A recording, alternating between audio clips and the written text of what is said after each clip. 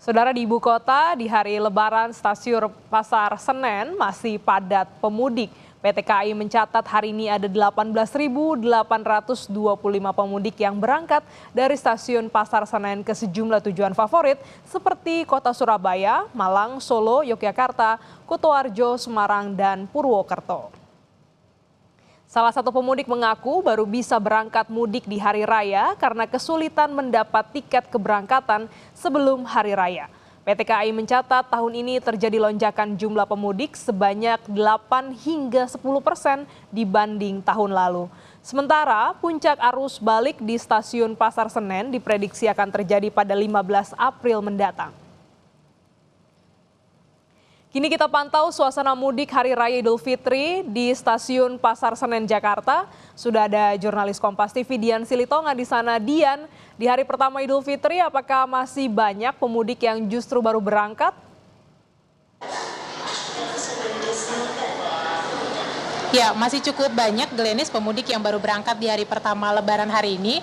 Meskipun memang tidak sepadat hari kemarin, turun signifikan jumlah atau angka jumlah pemudiknya. Kalau kemarin ini kita ingat jumlah penumpang mencapai lebih dari 24.000, kalau hari ini hanya sekitar 18.825 pemudik saja. Dan kalau kita akumulasikan selama periode angkutan Lebaran mulai dari tanggal 31 Maret hingga hari ini, PT KAI mencatat ini sudah memberangkatkan sekitar lebih dari 674.000 pemudik yang tentu saja tidak hanya berangkat dari stasiun Pasar Senen, tapi juga terbagi. Ada yang berangkat dari stasiun Gambir.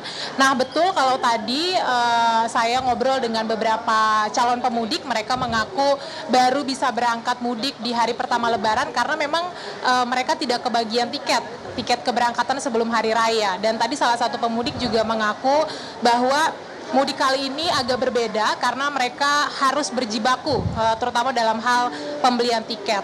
Nah, untuk mengakomodasi masyarakat atau calon pemudik yang tidak kedapatan tiket mudik kereta api, maka PT KAI sebenarnya menyediakan layanan kereta api tambahan sebanyak 18 kereta api setiap harinya, yang tentu saja keberangkatannya juga terbagi tidak hanya dari stasiun Pasar Senen, tetapi juga dari stasiun Gambir.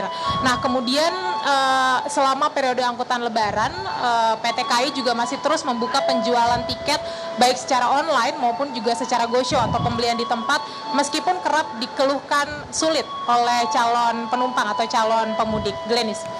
Iya, Dian, lalu kapan prediksi arus balik moda transportasi kereta api akan terjadi?